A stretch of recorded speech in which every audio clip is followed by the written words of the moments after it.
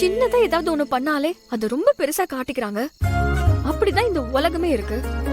ஆனா எனக்கு இவ எவ்வளவு பெரிய நல்லது பண்ணிட்டு, ஆனா அவன் தான் பண்ணனு என்கிட்ட சொல்லாமலே இருந்திருக்கான்.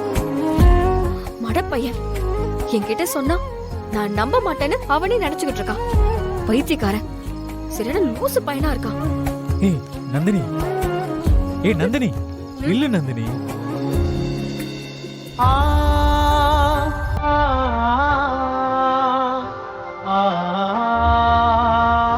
தாடி என்ன முறைக்கிற? முறைச்சே என்ன எரிச்சிருவ போல இருக்கே. இந்த முறைப்புக்கு பயந்துட்டு தான் நான் உங்ககிட்ட சொல்லாம இருந்தேன். அது நான் ஒன்னும் உன்னை முறைக்கல, உன்னை சாதாரணமா தான் பாக்குறேன். நீ சாதாரணமா பாக்குறதே எனக்கு முறைக்கிற மாதிரி தான் இருக்கு.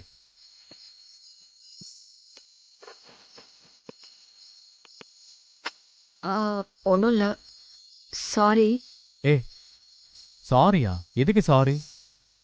இல்ல, நான் உன்கிட்ட ரொம்ப மோசமா நடந்துக்கிட்டேன், அது எனக்கே தெரியும்.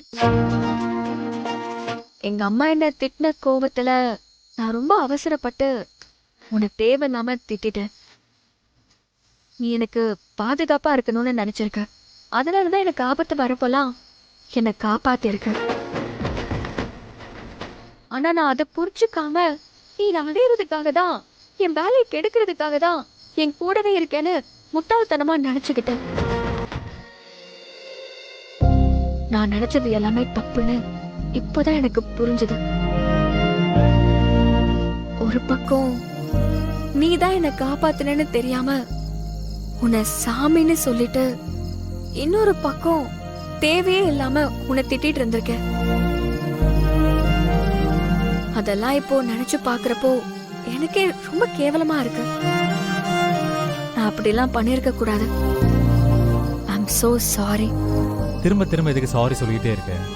நீ நினைக்கிற மாதிரிலாம் நீ ஒன்னும் பெருசா தப்பு பண்ணல. உனக்கு என் மேல கோபம், அதுக்கு காரணம் நான் பண்ண விஷயம். அதனால நீ என்ன தப்பா புரிஞ்சுக்கிட்டதுனால அதுல ஒன்றும் தப்பு இல்லை. ஆனா ஒரு விஷயம் மட்டும் நான் அழுத்தமா சொல்லணும்னு நினைக்கிறேன். எனக்கு என் அப்பா அம்மா குடும்பம் எப்படி முக்கியமோ அப்படிதான் நீ. உனக்கு ஒண்ணுனா நான் எப்பவுமே வந்து நிற்பேன். எந்த காலத்திலையும் நான் உன்னை விட்டு கொடுக்கவே மாட்டேன். முதல்ல சாரி, இப்ப தேங்க்ஸா?